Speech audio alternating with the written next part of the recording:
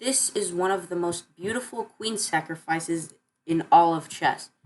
So it's played between uh, Philip Richardson with the white pieces and Delmar Eugene with the black pieces. And so white starts off with e4, e5. Bishop c4 is like the bishop's opening. Knight f6 and knight f3 is Yursov gambit of the Petrov's defense. The point is, if you take on e4, what white is basically saying is now he's offering up another knight exchange, and basically white is like, so I'll take here, and then I can take with the b pawn or the d pawn, although d pawn is slightly better.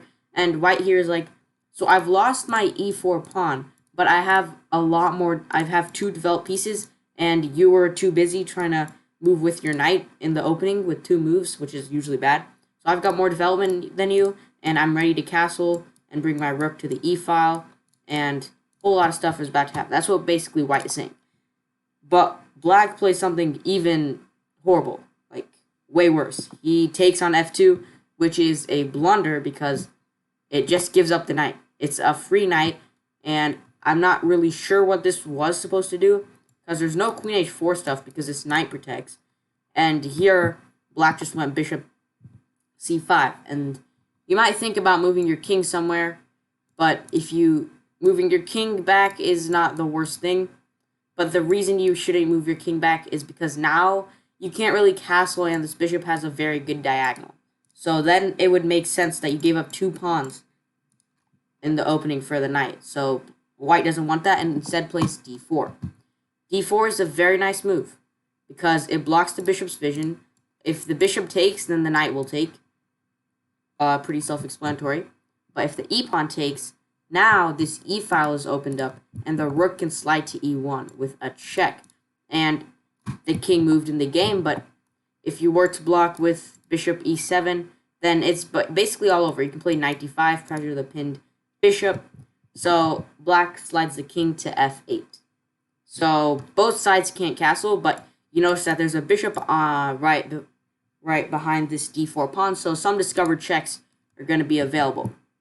But so that's why white just goes knight e4. Now if you do a discovered check, you lose your bishop.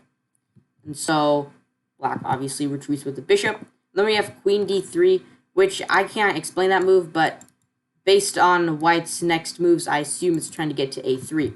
Because after d5, which looks like a fork, it's not a fork yet because of queen a3, and after the king moves to g8, this isn't a brilliant move, but it definitely, there's a lot of calculation behind this.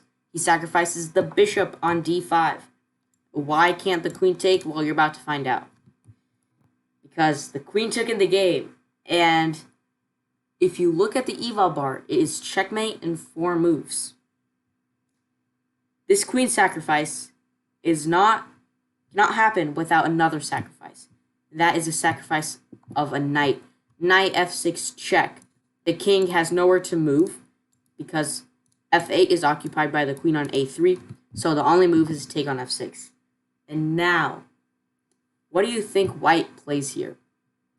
You notice the dark squares around the king. Maybe you think of bishop h6, maybe rook e8.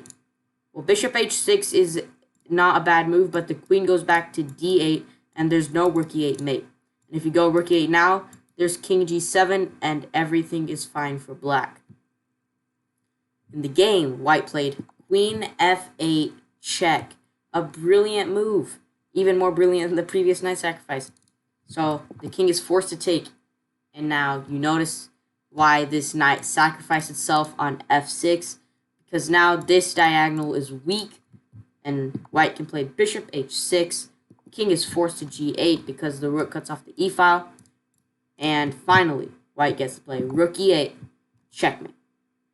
This is a very insane queen sacrifice because it all started right here.